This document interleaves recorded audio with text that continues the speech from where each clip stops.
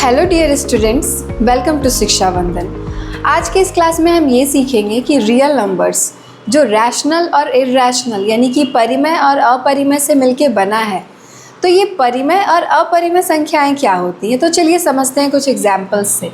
सबसे पहले ऐसी संख्याएं जिन्हें हम p/q के रूप में लिख सकते हैं, यानी कि ऐसे नंबर्स जिन्हें p/q के रूप में रिप्रेजेंट किया जा सकता है वो कहलाते हैं रैशनल यानी कि परिमेय संख्या। यहाँ ट्विस्ट बस ये है कि q कभी भी 0 के इक्वल नहीं होगा।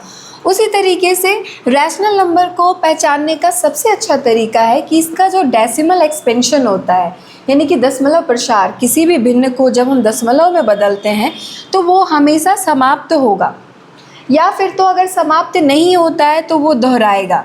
जैसे 1/2 अगर इसे हम डिवाइड करेंगे तो हमें क्या मिलेगा, 0.5 जो कि समाप्त हो रहा है।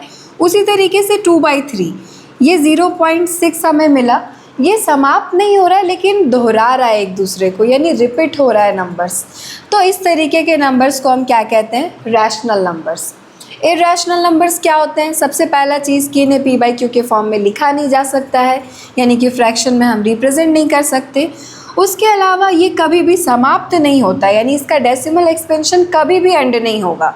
जैसे √2 को अगर डेसिमल में हम कन्वर्ट करेंगे तो 1.4142 इस तरीके से ये चलता जाएगा।